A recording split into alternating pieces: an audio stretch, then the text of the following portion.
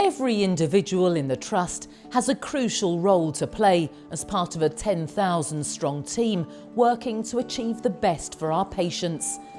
But each of you will have your own goals and aspirations.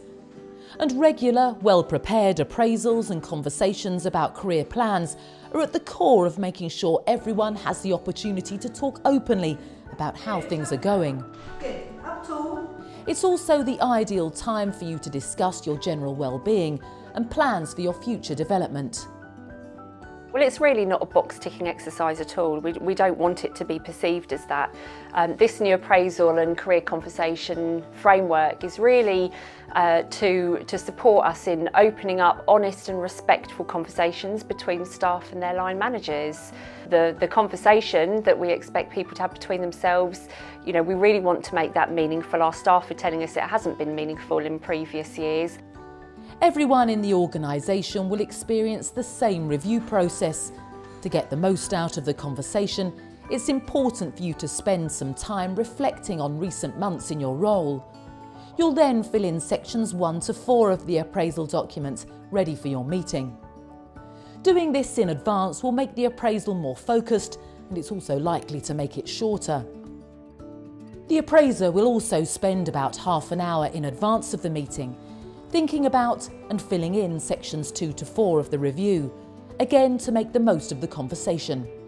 If you put 30 to 60 minutes in preparation time, it will really enhance that conversation between the appraiser and the appraisee. You'll have much more meaningful, much more open and honest conversations with each other. Section 1 is called About Me. Much of it is based around this simple set of 3 emojis, designed to reflect how you feel about various aspects of your role and work-life balance. Take a look at this statement, for example. How fulfilled I am within my current role. Just circle the most relevant face. There are also a few short questions to answer about how satisfied you are at work. Section 2 focuses on reviewing how you've been doing in relation to previously agreed goals. You'll need to fill in a section about both short-term and longer-term objectives and consider whether you've met those targets and to what extent by ticking whichever of the boxes seems most appropriate. The appraiser will do the same. If your assessments differ, you'll have the opportunity to explore why and summarise your conclusions. Section 3 follows a similar format, but is a chance for you to consider your behaviour at work. For example, how reliable you are, your ability to embrace feedback, and how helpful and polite you are. It's absolutely fine to have different opinions and perceptions. That is normal and that is healthy, and you shouldn't be afraid of communicating those. But what I would encourage our staff to do is really actively listen and communicate openly with each other. In Section 4, the focus turns to reflecting upon your career and thinking about what you may want to do next in both the short and long term. Which section you initially fill in depends on whether at present you're content to stay in your current role or you're considering moving to another role at some point and would like to explore this in greater depth. For those wanting to change role, there is an additional section providing the chance to explore your current motivation and potential to achieve this. The appraisal framework and career conversation documentation really lends itself very nicely to staff who perhaps may well be considering a change in their career. It's absolutely fine if they want to stay where they are in role, but really use this opportunity to talk about what your future aspirations are in the future, whether that's perhaps now in the next 2 to 3 years. The 5th section is where you'll agree development goals and work objectives with your appraiser. These will relate to both the short and long term.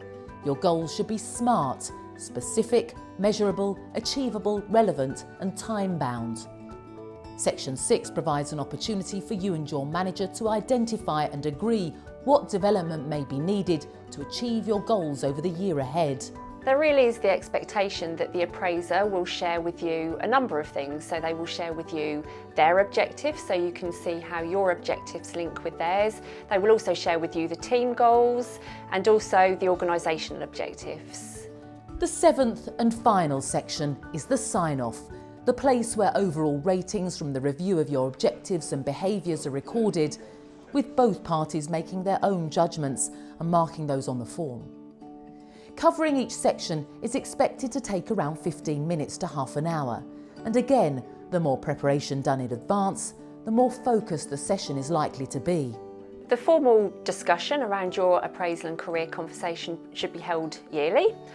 We would expect a more formal review at around the 6-month mark, but really this documentation needs to be a living live document, so I'd really encourage all of our staff to keep it active, to keep it alive, use it within one-to-one conversations, and just please don't put it in a filing cabinet. You'll find many more details in the guidelines booklet, which you'll receive with your My Time Matters appraisal and career conversation document. Don't forget, the review provides a great opportunity to reflect on what's been happening, but also focus on your future.